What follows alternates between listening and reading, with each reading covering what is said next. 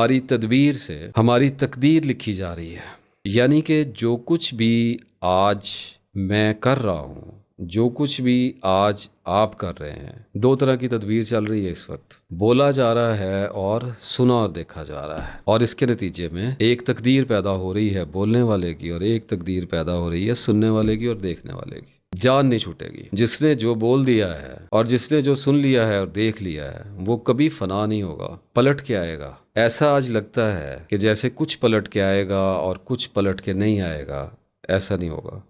فرمایا قرآن پاک میں، انسان کچھ نہیں نکالتا اپنے منہ سے، اور اس کا مطلب یہ بھی ہوا کہ کچھ حرکت ایسی نہیں کرتا، لیکن ایک لکھنے والا پاس ہی تیار بیٹھا ہوتا ہے۔ مطلب اس کا یہ ہوا کہ جو آج کر رہے ہو وہ کل تقدیر کی صورت میں جزا یا سزا بن کے سامنے آئے گا، اور بات یہاں تک ختم نہیں ہوگی، امپیکٹ آخرت تک جائے گا، مطلب ہمیشہ ہمیشہ کے لیے ہوگا۔ اور ایک مطلب اس کا یہ بھی نکلے گا کہ آپ کی تدبیر سے آپ کا نامہ اعمال بھی نکل رہا ہے۔ تو دو کام ایٹ وانس ہو رہے ہیں۔ ابھی جو کچھ میں نے بولا ہے، جو کچھ میں نے بیان کیا ہے، اگر کوئی اس کو سنجیدگی سے دیکھ لے، اس کو پرکھ لے، تول لے، تو اس کو زندگی کے ایسے رخ سمجھ آئیں گے کہ اس کی زندگی کے دھارے بدل جائیں گے۔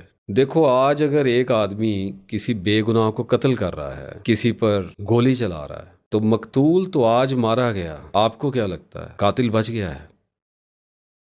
قاتل بھی آج ہی مارا گیا ہے، دکھائی کل دے گا۔ وہ گولی جو اس کے پستول سے نکلی ہے، وہ کبھی اس کی جان نہیں چھوڑے گی، اس دنیا میں آخرت میں وہ گولی چل گئی ہے۔ فی الحال یہاں تک بیان کرتا ہوں کہ جو بھی ایکشن کر رہے ہو، جو بھی لسن کر رہے ہو، جو بھی پرسیو کر رہے ہو، جو بھی میمورائز کر رہے ہو، جو بھی بول رہے ہو، جو سوچ رہے ہو، اوسیڈی کی بات نہیں کر رہا، پریشان نہ ہو جانا، خیال پہ گرفت نہیں ہے، لیکن خیال میں مصیبت یہ ہے کہ خیال عمل میں ڈھل کے ہماری تقدیر کو بناتا ہے، تدبیر کے پردے میں چھپ کے۔ تو کچھ بھی کر رہے ہو، اس کو بڑے غور سے آبزرو کرو۔ مجھے کہا جاتا تھا اور سمجھ نہیں آتا تھا کہ پہلے بات کو تولو پھر منہ سے بولو۔ اب مجھے تو سمجھ آ گیا، اور اگر ابھی بھی کوئی سمجھتا ہے کہ اس کو سمجھ نہیں آیا، تو کچھ وقت اور ٹھہر جاؤ، یہ بھی سمجھ میں آتا ہی ہوگا۔